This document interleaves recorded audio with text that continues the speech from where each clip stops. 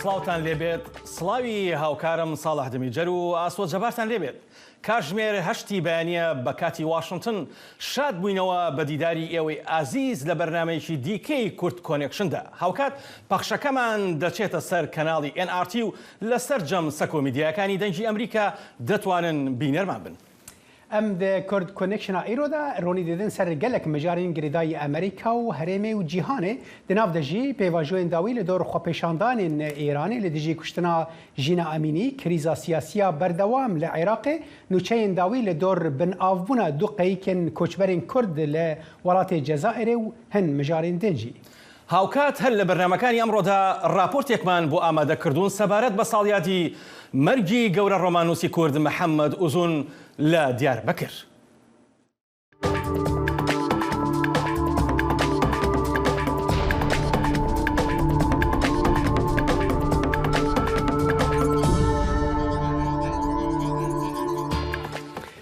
خۆپێشاندەرên ئێرانê her yekgirtî mane û xwendekar çalakiyên mangirtinê li dar dixin û hin karkerên pîşezaziyê dest bi girevan kirine.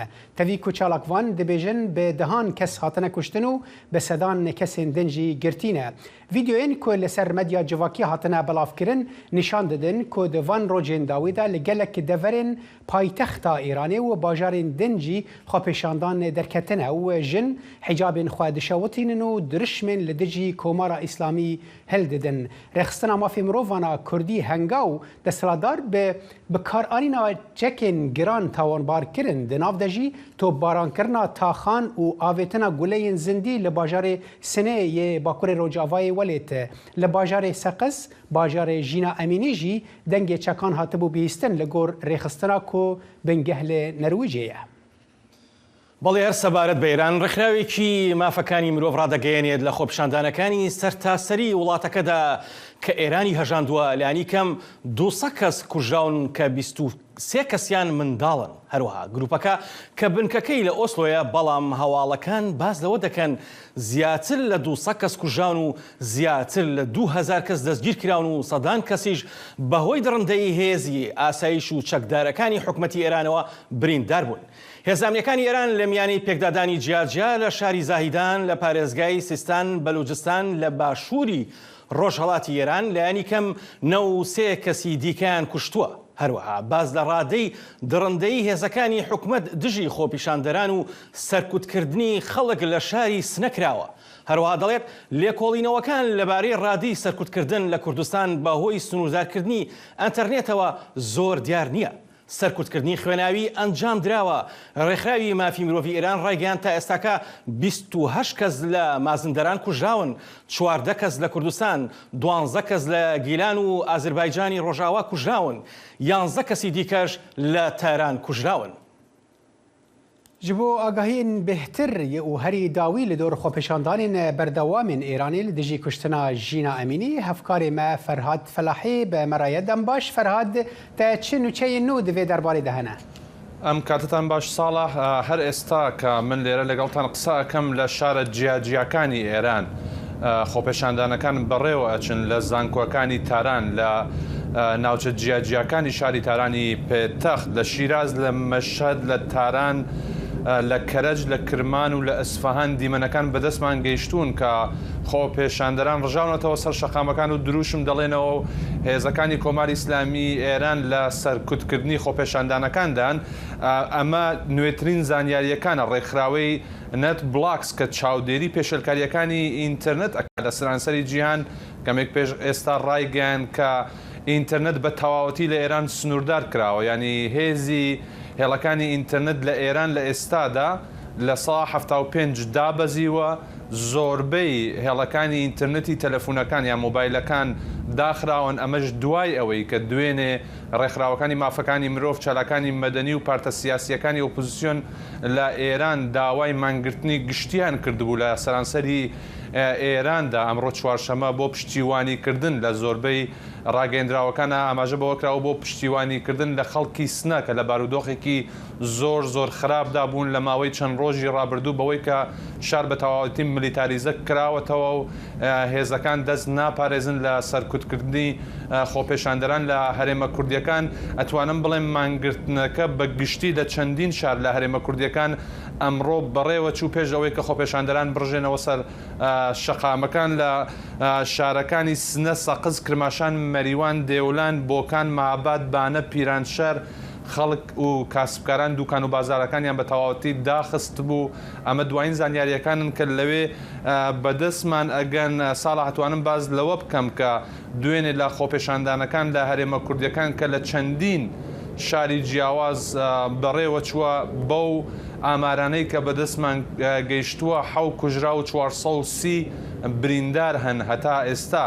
ئەمەش لە کاتێکدایە کە هێزەکانی کۆماری ئیسلامی دەستیان داوەتە سەر نەخۆشخانەکان و شوێنەکانی فریاکەوتن بۆ ئەوەی کە تەنانەت بریندارەکانی خۆپێشاندانەکان لەوێ بڕفێنن ئازار و ئەزیەتیان بدەن بۆ ئەوەی کە خۆپێشاندەران چیتر دەستیان نەگات بە کەرەسەکانی فریاکەوتن بە تایبەتی لە شاری سنە. ئینتەرنێت بە تەواوەتی داخراوە لە شاری سنە. دوێنێ لە ڤیددیوەکانە بینیمان هەر ئەمڕۆژ بەدەستمان گەیشتون کە چۆن هێزەکانی کۆماری ئیسلامی بە تەقەی ڕاستۆخۆ بەرامبەری خۆپێشاندەران ئەوەستنەوە. ئەتوانم ئاماژە بەوەی شکەم کە دوێنێ وەزیری ناوخۆی ئێران سەردانی شاری سنەی کردبوو، میدیەکانی ئێران ئاماژیان بەوە ئەکرد کە سەردانەکەی بۆ بابەتێکی جیاوازتر بۆ، بەڵام زۆربەی چاودێران باز لەوە ئەکەن کە ئەو سەردانە جیا لەوەی کە چاودێری بارودۆخی شاری سنە بکات شتێکی تر نەبووە.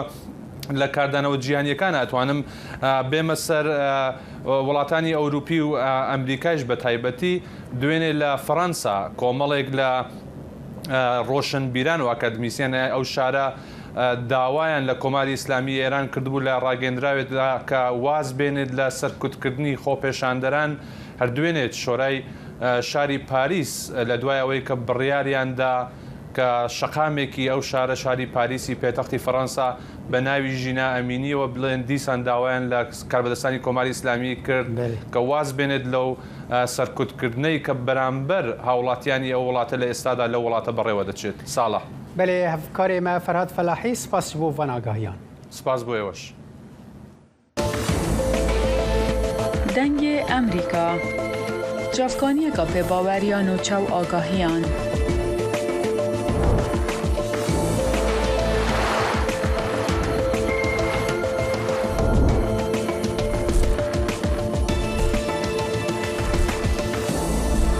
برای مالپەر و پلاتفۆرمên میدیا civakîya dengê Amerîka bala xwe bidin pêzanîn û nûçeyên cîhanê.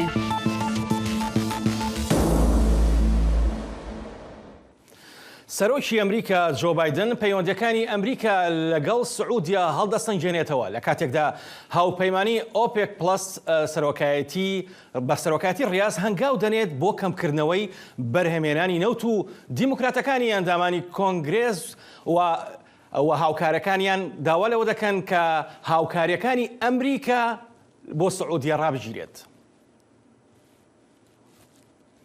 کارین جان پێرس سکرتێری ڕۆژنامەوانی کۆشکی سپی ڕۆژی سێشەمە ڕێگەیان بایدن پێی وایە ئەمریکا پێویستی بە جۆرێکی جیاواز لە پەیوەندی لەگەڵ سعودیەدا هەیە و لە ئێستادا بەڕێوەبەرایەتیەکە پیاداچوونەوە و هەڵسەنگاندن بۆ ئەو پەیوەندیە دەکات.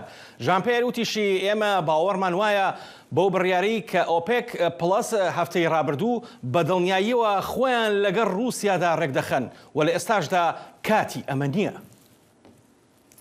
وەزیرە دەرەوەی ئەمریکا ئەنتۆنی بلینکن دە هەفەیڤینێکە ڕۆژنامەوانیدا لەگەل لە وەزیرە دەرەوەیە نەرویجێ پەسنا ڕێکەفتنا ناوبەرە ئیسرائیل و لبنانێدا کو دێناکۆکیên لەسەر سینۆرên هەفبەشên دەریایی بە داوی بینە و گوت ئەو نەرینا سەرۆک بایدن یا لەسەر هەرێمەکە یەکگرتی و ئاشتیانە پێش دەخە.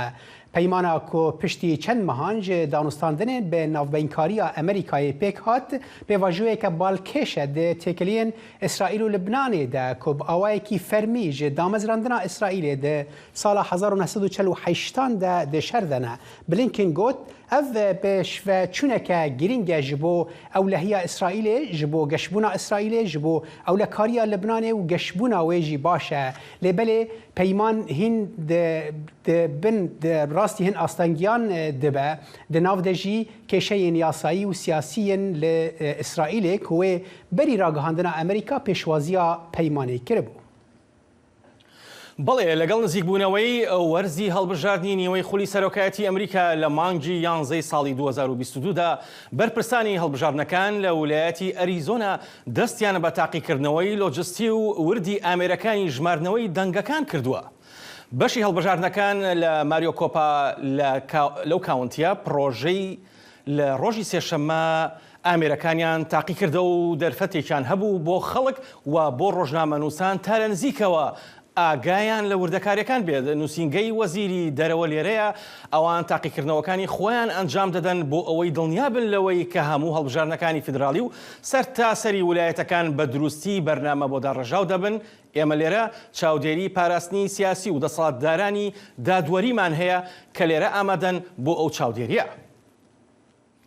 سەبارەت بە هەڵبژاردنەکانی نیوەی خولی سەرۆکایەتی ئەمریکا کە لە مانگی داهاتوودا دەست پێ دەکات سەبارەت بۆ پرسا بەڵێن ساڵحمان لەگەڵدایە لە واشنگتنەوە. بەڵێن ئەم کاتت باش. ئەم کاتۆ باش ئاسۆ. بەڵێن هەروە دێ و نزیک دەبێتەوە نزیک دەبینەوە لە هەڵبژاردنەکانی نیوەی خولی سەرۆکایەتی ئەمریکا. ئایا هیچ ئەگەرێکەیە بۆ ڕوودانەوەی توند و تیژی هاوکاتی هەڵبژاردنەکان؟ ئاسۆ لەگەڵەوەشدا کە کەمتر لە یەک مانگ ماوە بۆ هەڵبژاردنەکانی میدتێرمی ئەم ساڵ نیگەرانیەکانیش زۆرن لەسەر ڕوودانەوەی ئاژاوە جێڕی و کاری نەشیا و هەروەها توند و تیژی. هەڵبەت ئەمە بەپێی ئەو شتانی لەم ماوەی ڕابردوودا ڕوویانداوە بە تایبەتیش ئەو نامە و پەیامە هەڕەشە ئامێزانەی دەنێرێن کە هەندێکیان هەڕەشەی کوشتنیشیان لە خۆگرتووە. ژمارێک لە ئەندامانی هەردوو خانەی کۆنگرێسی ئەمریکا واتە ئەنجومەنی نوێنەران و سینات لە میدیاکاندا ئاماژەیان بەو هەڕەشانە کردووە و دەژڵێن بە دووری نازانن هەڕەشەکان لە دوجاردا ببنە توند و تیژی. بە پێی دامەزراوەی پۆلیسیش لێرە لە واشنگتن دیسی پایتەخت کە بەرپرسە لە پاراستنی ئەندامانی کۆنگرێس ئەم دامەزراوەی ئاماژە بەوە دەکا پەیام و نامە هەڕەشە ئامێزەکان بە شێوەیەکی بەرچاو زیادیان کردووە. بڵێن ئایا لەم هەڵبژاردنەشدا وەک هەڵبژاردنەکانی دیکەی ئەمریکا فاکتەری ئابووری بە فاکتەری سەرەکی دادەنرێت؟ ئاسۆ دۆسەی ئابووری لە هەموو هەڵبژاردنەکانی ئەمریکادا دەکرێت بگوترێ فاکتەری سەرەکیە تەنانەت بۆ ئەم هەڵبژاردنەی میدتێرم. ئەم دۆسەیە زۆر گرنگە و دەشێت یەکێکیش بێ لەو هۆکارانەی کە بۆتە جێی نیگەرانی بە تایبەتی دیموکراتەکان چونکە ئاستی گرانی بەرزە و نرخی سوتەمەنیش زۆر بەرزە. هەرچەندە هەوڵێکی زۆر دەدرا بەوەی لە ڕێی بەرزکردنەوەی نرخی سوودەوە ڕێژەی گرانی کەم بکرێتەوە و توانراتە ئەندازەیەک گرانیەکە کەم بکرێتەوە. بەڵام پێدەچێت بەخە دیاوەری دیموکراتەکان نەبوو بێ بە تایبەتیش کاتێک ڕێکخراوی ئۆپک پلاس بڕیاریدا ڕێژەی بەرهەمێنانی نەوت کەم بکاتەوە دەڵێ ڕۆژانە 2 ملیۆن بەرمیل نەوت کەم دەکاتەوە لە مانگی 11 بڕیارە دەچێتە جێبەجێکردنەوە. ئەم بڕیارە وهای کرد نرخی سوتەمەنی لە ئەمریکادا جارێکی تر بەرز بێتەوە. ئەمە شتێکی باش نییە بۆ دیموکراتەکان و کۆماریەکانیش بۆ بەرژەوەندی خۆیان بەکاری دێنن. بڵێ هاوکات ئایا کاریگەری ئەم هەڵبژاردنانەی نیوەی خولی سەرۆکایەتی لەسەر ڕۆژەڵاتی ناوەڕاست چی دەبێت؟ ئایا کاریگەریان دەبێت؟ ئاسۆکو هەموو دەزانین سەرۆکی ئەمریکا بە پلەی یەکەم داڕێژەر و بەرپرسیار و بڕیاردەریشە لە سیاسەتی دەرەوەی ئەمریکا و کۆنگرێسی ئەمریکا هیچ پەیوەندیشی بەو سیاسەتانەوە نییە. بەڵام ئەمە بەو مانایە نییە کە کۆنگرێس هیچ کاریگەریەکی نییە چونکە دەزانین کۆنگرێس خاوەنی ئەمڕازە دەستوریەکانە بۆ چاودێریکردنی کاروبارەکانی حکوومەت بۆ پەسەندکردنی بودجە. جا لێرەدا گرنگە بزانرێت کە زۆرێک لە بڕیارە هەستیار و گرنگەکانی ئەمریکا لە پەیوەندی بە سیاسەتی دەرەوەییشەوە پێویستی بە پشتیوانی ئەندامانی کۆنگرێسە لە هەردوو لایەنی کۆماری و دیموکراتەکانیش. زۆر سپاس بڵێن بۆ زانیاریەکانت. سپاس بۆ تۆ. دەنگی ئەمریکا سەرچاوەی متمانە پێکراوی هەواڵ و زانیاری.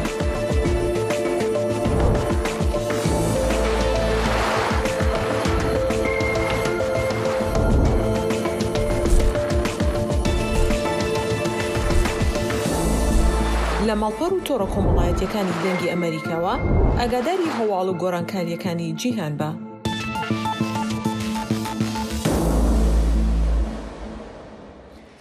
چاودێرên siyasî li hêviya rûniştina roja pênşemê ya Parlemana Iraqê ne û di wê baweriyê de ne ku Iraq ketiye rewşeke tevlî hev û damezrandina hikûmetê dê demeke dirêjtir bikişîne.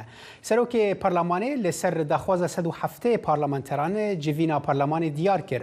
Biryare ev civîn behsa hilbijartinên seroktiyê bike ku di çarçoveya hevrêziyê de gavên pratîkî hatine avêtin tevî hebûna bêhtirî kandîdekî seroktiyê. Pemnêrê me li Hewraman ئاگاهی بهتر هەنە.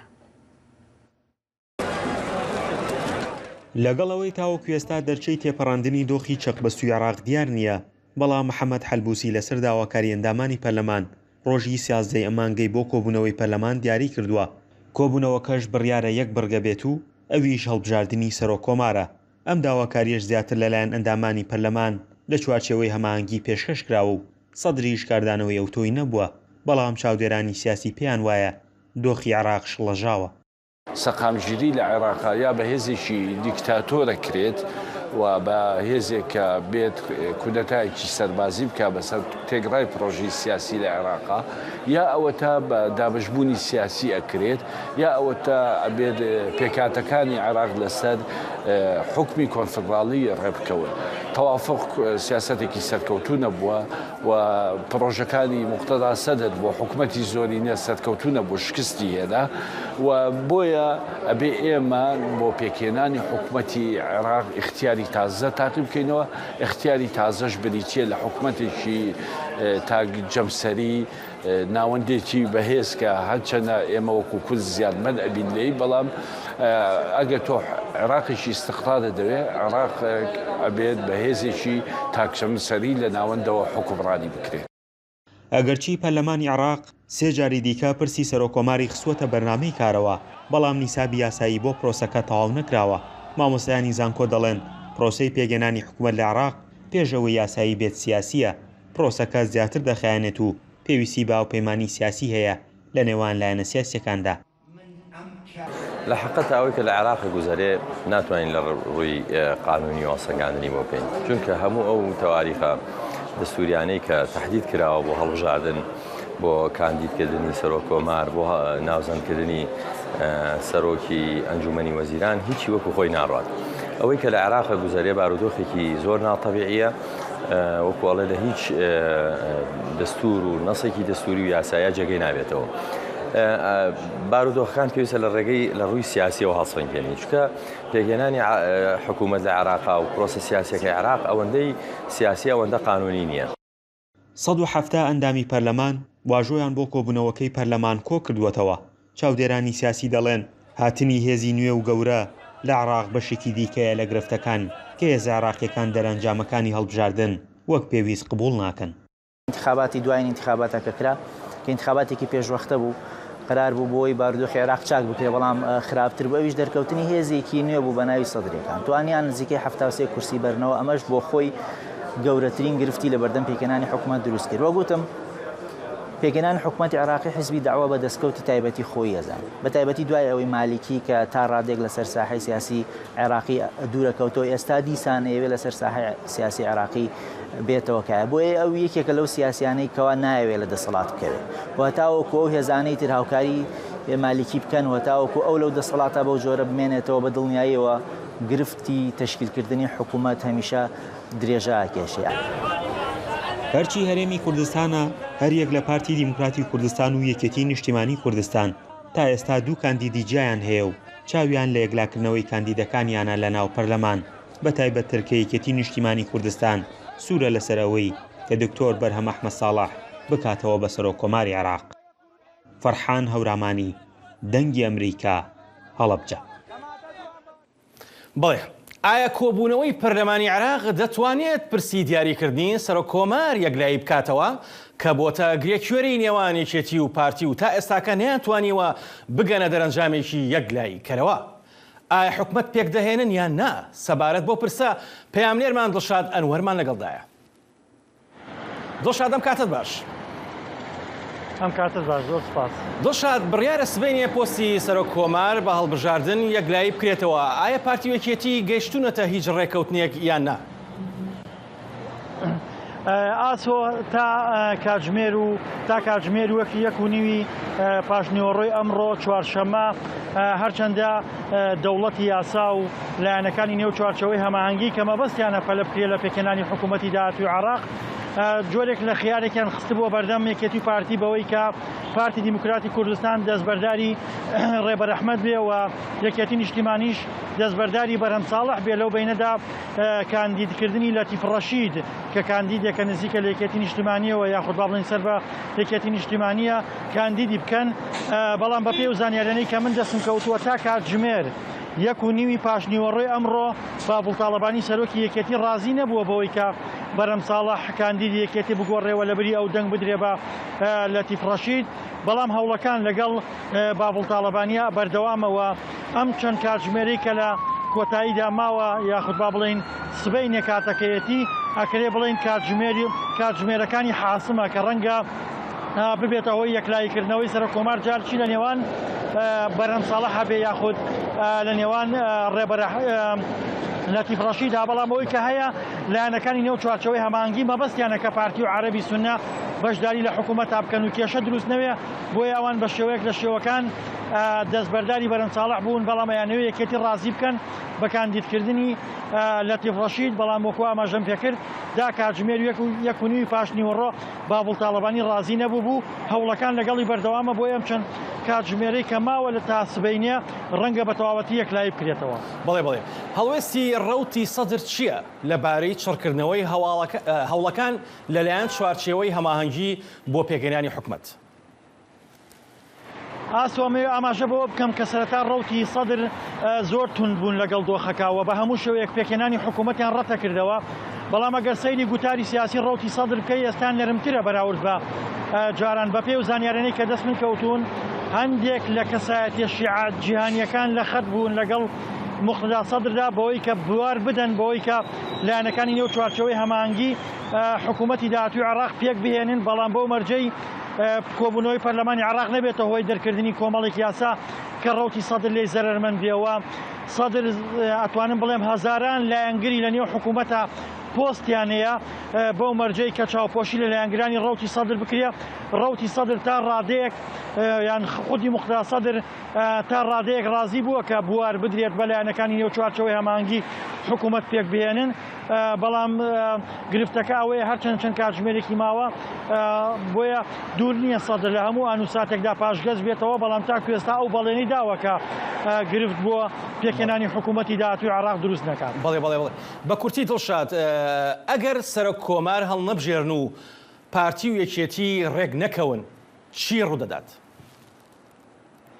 ئاسۆمەوە ئاماژە بەوە بکەم کە لایەنەکانی نێو چوارچەوەی هەماهەنگی پەلەیانە لە پێکێنانی حکوومەتوە لەوا ترسن کە سەدر پاشگەز ببێتەوە بۆیە ئەگەر پارتی و یەکێتی ڕێک نەکەون بە دڵنیاییەوە شیعەکان چاوەڕێی یەکێتی و پارتی ناکەن و بە دەنگی زۆرینە لە نێو پەرلەمانی عێراقا پرسی هەڵبژاردننی سەرۆک کۆمار خۆیان یەکلایەکەنەوە چونکە هەڵبژاردننی سەرۆک کۆماری عێراق کلیلی پێکێنانی حکوومەتە تا سەرۆک کۆمار هەڵنەبژێردرێ حکوومەت پێک نایە چونکە سەرۆک کۆمار کاندیدی سەرۆک وەزیرانی عێراقی شیعەکانە ڕاستپێریە بۆیە شیعەکان یەکلایی بوونەتەوە کەوەی بەوەی کە لە ئێستادا لە کاتژمێری داهاتوودان بۆ ئەوەی کە سەرۆک کۆمار هەڵبژێرن و سەرۆک کۆماریش حکوومەتی داهاتووی عێراق ڕابسپێرێ بۆیە بە دڵنیاییەوە گەر یەکێتی پارتی ڕێک نەکەون گرفتی تر نێتە پێش ئەوان چاوەڕوانی یەکێتی پارتی ناکەن و ئەم پرسە بە دەنگدان لە نێو پەرلەمانی عێراقا یەکلاییەکەنەوە. زۆر سپاس دڵشاد لە سلێمانیەوە لەگەڵمان بووی بۆ زانیاریەکانت هەربژین. زۆر سپاس. برنامه هەفترنگ برنامه کوونەری یا بەشی کوردی لە دەنگی ئەمریکایی ئەز لوقمان ئەحمەد هەردوو هەفتی جارێکی وت بم گەڕێکی ناو ئەختی چاند و هونەرا ڕەنگین بمەرەنە.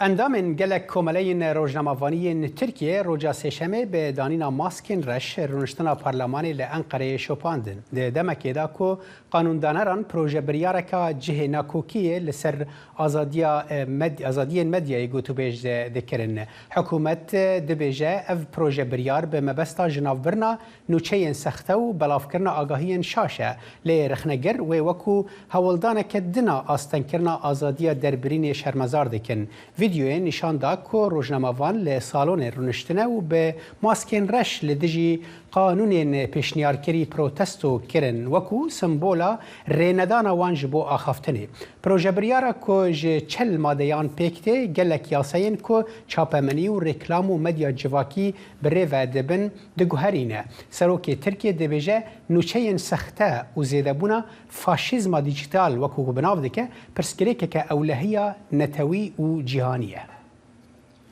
بەڵێ نووسەری کورد محەممەد ئۆزون 15 ساڵ لەمەوبەر لە 11 مانگی دەدا لە تەمەنی 54 ساڵیدا کۆچی دوایی کرد و بە پێی وەسیەتنامەکەی لە گۆڕستانی ماردین قاپی لە دیاربەکر بە خاک سپردرا بەرنامەیەکی یادکردنەوەکەی لەسەر گۆڕەکەی ساز کرا و هاوسەر و برا و خێزانەکەی و هاوڕێ و ناسیاوەکانی لەوێ ئامادە بوون.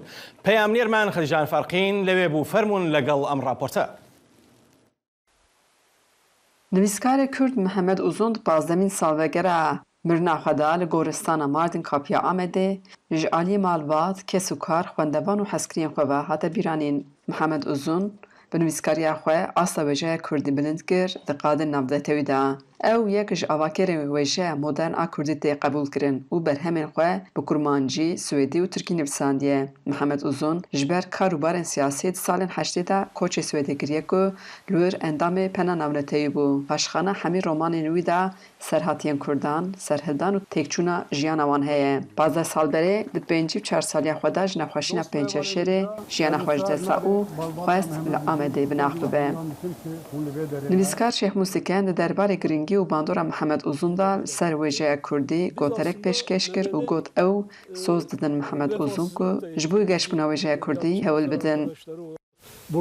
هن برهمن وی نیوجومان و مخابن ما او تمام نکرن و آماده نکر لو ما لسرناو نویسکاران از دخوازم ام خورخ نبکن ام هیجی قیما خواه به برهمن کوج پینوساوی آفراندیناتینن والهیاوی تجنابه. هبجینا محمد اوزون زوزان اوزون جی هلبسک خواند و دستگلدانی سرگاره. هیفتی روش ازم دجمدم زوستانم بهتر. هر نفسك از دقرم دناقشينم بحرف زيرين نابيتا مامتوزه بس 15 سال بولي از هينجي مين مرناوين قبول نكري لكم قبول شي بكره زحمته ليه دعيني وقت داجي از برسر بلندم ك نيفسكاري كي بوسا دركتيه و بزمان كردي نيفسانديه وك منها قابادني جي قلت يعني نيفسكاريا وسا نيفسكاري كي راحت نبو دماويدن الساط وكد بيرب درزيه بكوله مصطفى اوزون برايويشي نامه جبراي خراخان كيكمن تب برامن خوين مودرن براسيجي هيز و بدويا بنوسي نشانه دوست و دجمنا دا برا ام بتبس سربلندن و مينتارن تنكو تا دجيانا خويا كرد دا بخباتا خويا بهم تا زمان و ادبیات کردی گیهاند قادا زمان و ادبیات مدرن یا جهانی. محمد اوزون 8 رمان انتولوژی کردی جد نابدا بگشتی 19 برهمن دولمند نویساند. او هجای 3 خلات ناونتوی بگشتی 6 خلاتان هات دیدن. خجیجان فارقین دنگ امریکا دیاربکر.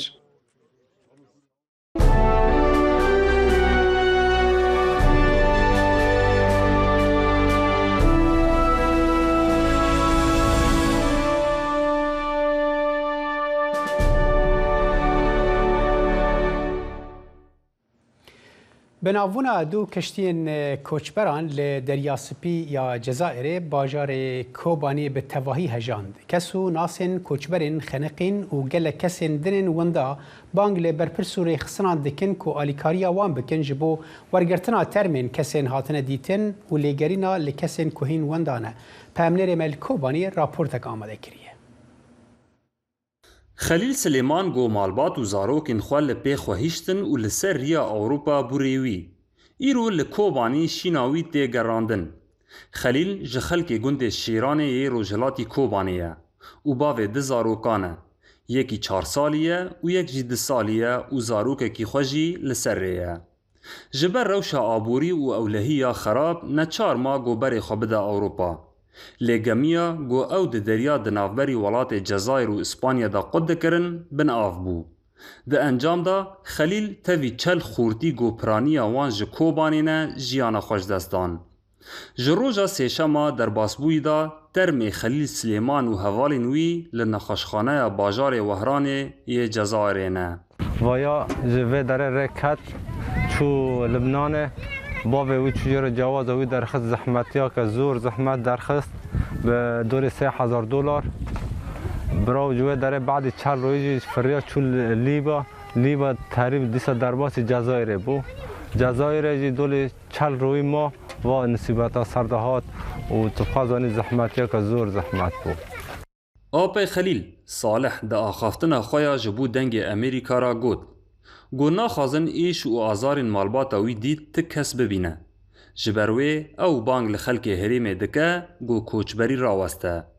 هر وها داخاز جری خستن مروواهی و آلین پیوندیدار کر گو بوان را آلی کار بن و ترمین قربانیان بگینن کوبانه. همجی هانا کد غازن ایکو ام شویته ام نغازن دی کسی جی بشویته و یعنی حالی که ام نا تیدا بو 4-5 رو نه حالی من نتحاله نه نان برمده داره لانو جنازه ده وهرانه نه ام جی رال و داره نه برکی 15,000 کیلومتر جی سر داره یعنی ام زحمتی که نا وردکشینن دی و خواه خوشکی که خواه عراق او ده بعجه بویارا مرنا وان خورتان دنگ ودانک لکوبانی چه کر و نیرینا گلک کسان ده درباری کوچبری دا گوهارد. آزاد عثمان علی گویجی بریا دمکه بریارا کوچبری دابو لی پشتی وی بویاره نیرینا خواه گوهارد. آزاد جدنگ امریکا را گود گو سمسار و قاچاقجی تجارت بخونا خلکه دکن. و افره لشونا گوریه که مروواهی به بویاریا مرنه. و بانگ لحر کسی کر گوژیانا خواه نکن خطریه. یک جا اسباب هانه هیشت که از نرم او تجارت هانه که به انسانان دبه به خلق می کوبانه دبه و که او سفینه که ترتوس تغلب بوی لسوری آهانه که الجزایر و خلق می کوبانه تیدا شهید بونه که و باجارا گیش که بوان را غمگین بو از بخواب ملت را بانگی مهنه از بین بریون لبلما سوار بن بریون لبحره سوار بن بفکرن هزار دربی به جیان خواه به جیان زار خواه کس خواه ناس خواه خلق خواه هنگا سوار بن. لگور مالباتین قربانیان گوان پیوندی لگل ریوبریا خسر و هن سازی و پارتین سیاسی کرد داگو بوان را آلی کار بن و ترمین قربانیان ورگرن. و نها هولدان هنه گو ترمین وان وگویزن کوبانی داگو بن آخ بکن. ام نها لپیش مال خلیل سلیمانن. خلیل سلیمان یک جی قربانین گمیا مرنه گو لجزائر کد آوا دریا سپی. وکی گو خودی خلیل دبیجن گو شواتا وان دی ناخازن تو کسی دینه ببینه. محمود بالی دنگ امریکا کوبانه. جبو آگاهی نداوی لدور وی رودانا خمگین و مرنا و اندابونا هجمار کوچبر لجزائره کو پرانیاوان ج باجار کوبانینه نها روزنامه‌وان باران مسکو ج باجار وهرانی جزائر به مرایه روز باش که باران سپاس بو بشتربونا تا آگاهین هری داوی لدور هجمار کسین خنقی و ین وندا و هر وها پروسه را دستگیرن و شاندنا ترمین قربانیان جبو خودین وان چنه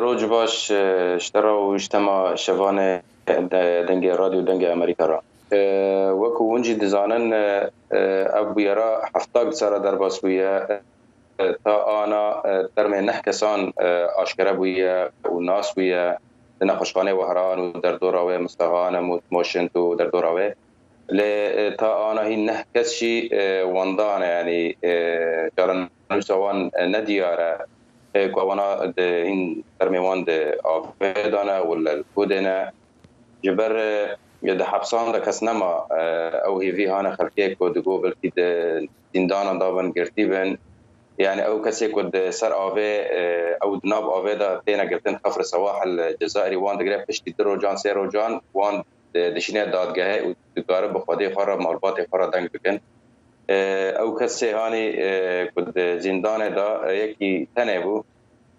جبركو اب بور آگاهی کسی كود شوفين و بيره زيادة سي قارب غرقين ندو قارب فهجمار وان در دور هجمار وان هجمار کسی واندا نوبری سه حتی 45 کسانه فاباناجی تیدا پرانیا خو خلق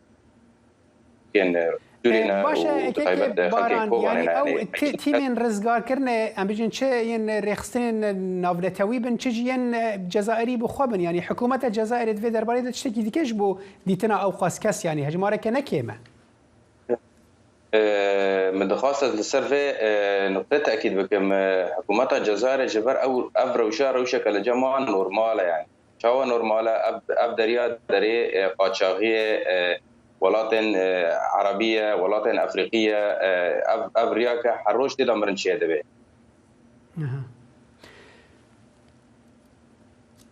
باش نظام يعني جنازنا درد كابن بريد مهان بور كرم كرم دنگ تاني كي هاتا برين كرم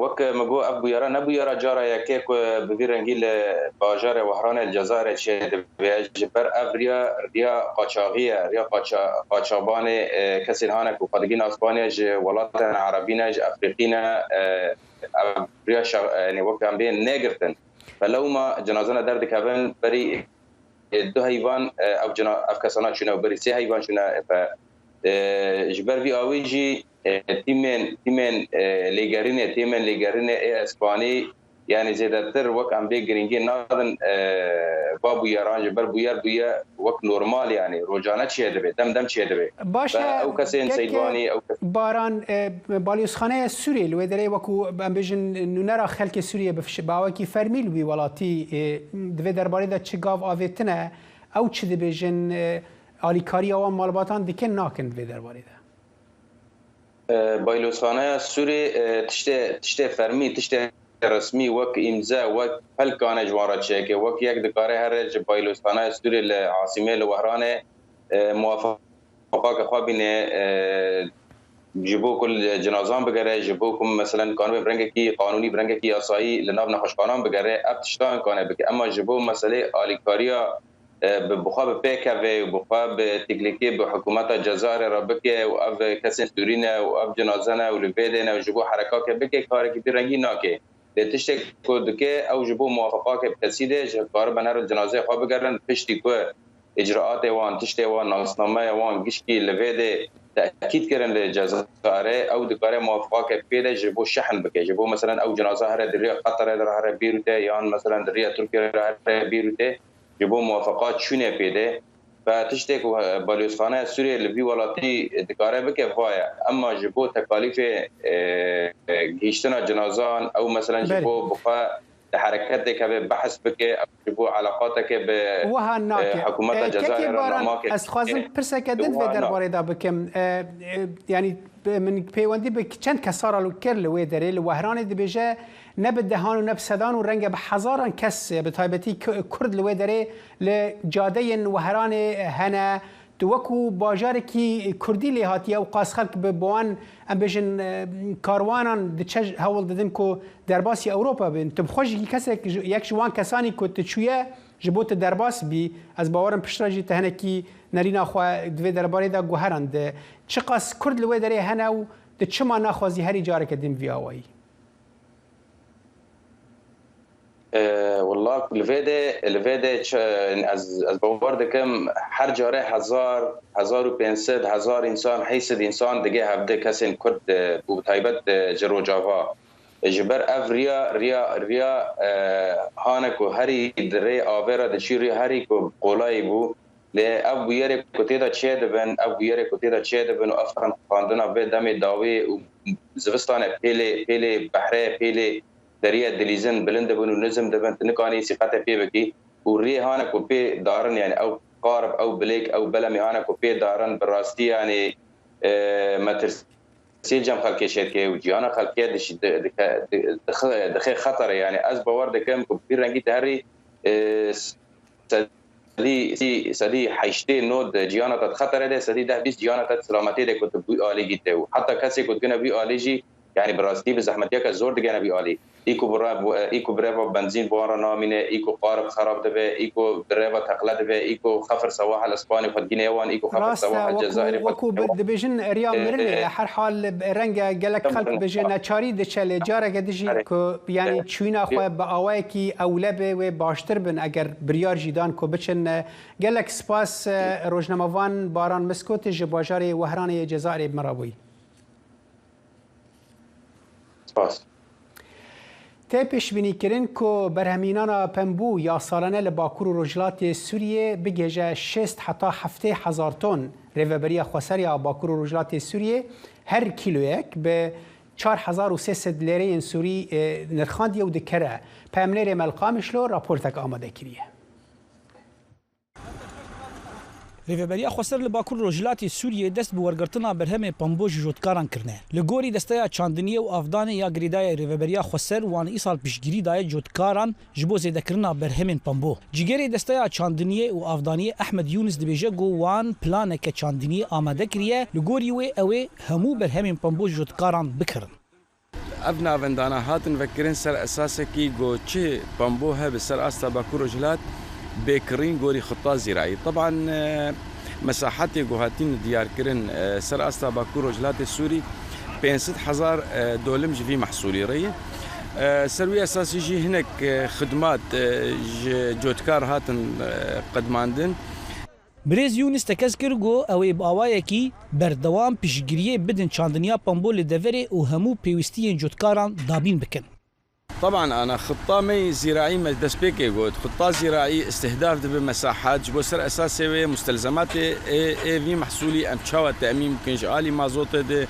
جالي طوف ده جالي سماده ده طبعا انا طوفك الجمع هي المؤسسه اكثر بدار امسرت شغلا جير بيجن حلب صدو بيستوشار ملائم جفي بي امر امنكارم بيجن ميصال او صاله بما بدن جوتكار لكن انا امسرت شغل حياه دصال دن امكارن وي طوفي تامين بكن وام بدن جوتكار لآلية كيدن برهمن بامبو لكارجهن تايبه تينا كوم كرن وجبو رستن تينا آمده كرن ريفبري كارجها برهمداري الباكور رجلاتي سوريا منصور محمد دبيجه نها بريا كارجهان بامبو تي رستن وددمن بيدا تي توفين بامبو جبو كارجهن زيتيجي بينشاندن طبعا وقت ما جو تكمله هر معملك هدو تمام كان بيشتي نسيجي نسيج كي جاو بشرا مشاغلي مهنه او مشغل كي جله جبو السوق بيخروتن او امكان ويعصري نهال السوق جي هناك منتجات ماجي كاتن السوق او بودا مكيه هجايا گوتنه گود ایلونا بوری در ریوبریا خسر به بوهای 4,300 لیره سوری دست به ورگرتنا برهم پامبو جوتکاران کریه لگوری آمارن دسته چاندنیه ای سال نزدیکی 500,000 دونم پامبو لسرانسری باکور رجلات سوریه هات چاندن هر وها جبو برهفکرنا برهمان ناوندن کرینا پامبول رقا دیرا زوری حسکی هاتمون وکرن لناوندا باجار حسکی روزانه نزدیکی 800 تن پامبو ته برهفکرن هر وها ته پیش بین کرنگو نزدیکی 6 حتی 7,000 تن پامبو لتوایی باکور رجلات سوریه به برهفکرن هجای بیرخستنه بریا کریزا سوریه چاندنیا پامبو یک جگرینگترین برهمن استراتژیک لسوریه بو و جدره کسرکه آبوری بو و زوین چاندنیه بریا سال 2011 نزدیکی 250,000 هکتار لبارزگاه حسکه حلب رقا ديرا زوري وحمايه بو زانا عمر دنگي امريكا حسكي راپۆرتێکی نوێ هۆشداری دەدات لەوەی کە لە شارەکانی وڵاتانی جیهان چین دەیانەوێت خزمەتگوزاری پۆلیسی دەرەوەی وڵات بکەنە ئامانج و لێوە ڕەشبەگیری بکەن بۆ ئەو گومان لێکراوانە و دەست بە سەریان بکەن و بیان گەڕێنەوە بۆ چین ئەوان ڕوبەڕووی تومەتیان دەکەنەوە لەوێ بەڵام ئەمە پێشەلکردنی یاسایە و ڕادەی سەرکوتکردنە لە ئاستی جیهاندا و پێشەلکردنی ئەو یاسایانەیە فەرمونون لەگەڵ ئەم راپۆرتەدا ئەم ڤیدیۆیە لە ساڵی 2020 لەلایەن داواکاری گشتی شاری لیشۆی چین بەرهەمهێنراوە و تێیدا بانگەشەی ئەوە دەکات کە ئەنجومەنێکی خۆجیەی چین لە ئیسپانیا شوێنی گومان لێکراوێکیان گرتووە کە بەهۆی پیسبوونی ژینگەوە لەلایەن چینەوە داواکراوە. لە ڤیدیۆکەدا گومان لێکراوەکە لە شوێنێکدا کە دەوترێت ناوەندێکی خزمەتگوزاری پۆلیسی دەرەوەی چینە لە مەدرید لەلایەن پۆلیسی چینەوە بە شێوەی ئۆنلاین لێپرسینەوەی لەگەڵ دەکرێت. ئەمەش لە کاتێکدا کە خێزانی تۆمەتبارەکەش لە تەنیش پۆلیسەکان لەو ڕۆژەدا لە چین ئامادەن. لە ڤیدیۆکەدا هاتووە کە تۆمەتبارەکە ڕازی کراوە بگەڕێتەوە بۆ چین بۆ ئەوەی ڕوبەڕووی تۆمەتەکەی ببێتەوە. یەکێک لە ئامادەکارانی راپۆرتێک سەبارەت بەم بابەتە باس لەوە دەکات کە ئەمە تەکتیکێکی نوێی جێگەی نیگەرانی دەسەڵاتی چینە. ئەمە لە بنەڕەدا بەواتای هەڕەشەکردن و هەراسانکردنی ئەندامانی خێزان و کەسوکاری ئەو کەسانەیە کە لە دەرەوە دەژین بۆ ئەوەی بەگوتەی ئەوان لە سەرداوای خۆیان بگەڕێنەوە بۆ چین. ئیسپانیا پشڕاستی کردووەتەوە کە لێکۆڵینەوە لە ڕووداوەکە دەکا. دەسەڵاتدارانی چین شانازی بەوە دەکەن کە لە نێوان مانگی 4 ساڵی 2021 تا مانگی 7 ساڵی 2022 زیاتر لە 230,000 هاوڵاتی چین کە زۆربەیان لە باشووری ڕۆژهەڵاتی ئاسیا دەژین ڕازی کردووە بگەڕێنەوە بۆ وڵاتەکەیان بۆ بەدواداچوونی ئەو دۆسیانەی لەسەریانە. راپۆرتەکە دەڵێت چین لانیکەم 54 ناوەندی خزمەتگوزاری پۆلیسی لە 5 کیشوەردا کردووەتەوە کە سێ لەو ناوەندانە لە بریتانیادان. ئەو کۆمپانیا بازرگانیانەی کە لە بریتانیا کار دەکەن ڕەتیان کردووەتەوە هیچ پەیوەندیەکیان بە حکوومەتی چینەوە هەبێت و چاوپێکەوتنیشیان لەگەڵ دەنگی ئەمریکا سەبارەت بەو بابەتە ڕەت کردووەتەوە. زۆربەی خەڵکی دەرەوەی چینیش بە دەنگی ئەمریکایان ڕاگەیاندووە لەبارەی ناوەندەکانی پۆلیسی دەرەوەی ئەو وڵاتەوە زانیاریان نییە و نایانەوێ لە پێش کامێراش قسە بکەن. حکوومەتی چین هەروادێت و خراپتر دەبێ. دامەزراوەکانیشی بە هەمان شێوە ئەم ئامرازە نایاساییانە لە سەراسەری جیهاندا بەکاردەهێن و تەنانەت دوای لێهاتووە نایشارنەوە. شتێکی دیکەی جێگای نیگەرانی ئەوەیە کە حکوومەتە دیموکراتەکان لەوەی کە ئەمە لەسەر خاکەکەیان ڕوودەدات و پێشێلکردنی سەروەری خاکەکەیانە بەڕواڵەت زۆر ئاگادار نین و تەنانەت نیگەرانیش نین. حکوومەتی بریتانیا بە دەنگی ئەمریکای ڕاگەیاندووە هەر وڵاتێکی بیانی کە لەسەر خاکی بریتانیا کار دەکات دەبێ پابەند بێ بە یاساکانی بریتانیاوە، بەڵام پشڕاستی نەکردوێتەوە کە ئایا لەو بارەیەوە لێکۆڵینەوە دەکات یان نا. بەڵام زۆرێک لە چالاکوانانی چین بەباشی لە مەترسیەکانی ئەو وڵاتە تێدەگەن. لە ڕاستیدا لە لەندەن هەست بە پارێزراوی ناکەم، بەتایبەت دوای ئەو هێرشەی کراسەرم و خەریک بوو بکوژرێ. چونکە ساڵانێکە زۆرێک لە جودابیریانی چینی و هۆنگکۆنگمان هەیە کە لەلایەن حیزبی کۆمونیستی چینەوە بە ڕێگەی جیاواز شوێنیان دەکەون یان هەراسانیان دەکەن. باڵێزخانەی چین لە لەندەن لە ئیمەیلێکدا بۆ دەنگی ئەمریکا سەبارەت بە راپۆرتەکەی ڕێکخراوی سیفگارد دەفێندەرز گوتی راپۆرتەکە پڕە لە قسە و باسی درۆ و ئاماژەی بەوەش کردووە کە چین بە تەواوی ڕێز لە سەروەری دەسەڵاتی دادوەری دەگرێت. نووسەرانی راپۆرتەکە دەڵێن لە باشترین حاڵەتدا ناوەندەکانی خزمەتگوزاری پۆلیسی چین لە دەرەوە یارمەتی ڕەوەندی چین و گەشتیاران دەدەن بۆ چارەسەرکردنی کێشەی ڕۆژانەیان. بەڵام لە خراپترین حاڵەتیشدا ئەو ناوەندانە دەتوانن بەشێک بن لە تۆڕێکی ئالۆزی جیهانی چاودێری و کۆنتڕۆڵکردن کە ڕێگە بە حیزبی کۆمونیستی چین دەدات لە دەرەوەی سنوورەکانی خەڵکەکەی کۆنتڕۆڵ بکات. بۆ هێنری ڕێجوێڵ بەفراوی نووری دەنگی ئەمریکا. ئەوەی لە شێبڕکێکەدا یەکەم بوو کولەکەیەکی گەورەی 2560 پاوەندی بوو لە کێڵگەکەی خۆیدا گەورەی کردبوو. هەرو کەسە لە ساڵی 2020دا بە کولەکەیەکی کێش 2350 پاوەندی پێشبڕکێکەی بردەوە. هەموو ساڵێک لەم سەروەختەدا پێش بۆنەی هەڵەوین ئەم پێشبڕکێیە لە ئەمریکا ساز دەکرێت. پێشبڕکێی کێشی بەرهەمە کشت و کاڵیەکانی باکووری کالیفۆرنیا کولەکە شیرینەیەکی زەبەلاح لە مینۆسۆتاوە ژمارەی پێوانەی ئەمریکا ئاشکێنێ، بەڵام هێشتا ژمارە پێوانەکەی جیهان لە ئیتالیایە. ئامادەبووان هەموو چاوەڕوانن دەبێت کێشەکەی چەند بێ. کێشی کولەکە شیرینەکە 2560 پاوەنە کە دەکاتە نزیکەی 1161 کیلۆگرام. چۆن ئەم مامۆستا باغدارە دڵخۆش نەبێت بەری ڕەنجەکەی تۆمارشکێن دەبێت و ئامادەبوانیش چەپڵە بارانی دەکەن. سەرەتا ڕازگۆ بم چاوەڕوانی زیاترم دەکرد، بەڵام من سوپاسگوزارم کە ئەوە ڕیکۆردی ئەمریکای باکوورە. کولەکە شیرینەکەی مینەسۆتا ڕیکۆردی ئەمریکای شکان کە لە نیویۆرک بووە و کێشەکەی 2554 پاوەند بووە، بەڵام هێشتا بە کێشترین کولەکە شیرینە لە نێو کتێبی گینزدا کولەکە شیرینەکەی ئیتالیایە کە کێشەکەی 2702 پاوەنە. مینەسۆتا لە ناوەندی ساڵدا کەشێکی گونجاوی هەیە، بەڵام بەهار و پاییزەکەی زۆر سەختە، بۆیە نەدەبوایە شتێکی وەها لە مینەسۆتا بەرهەم بهێنرێت. پێشبڕکێەکە تەواو بوو، باغدارەکەش $23,000 بەدەستهێنا. یحیا بەرزنجی دەنگی ئەمریکا.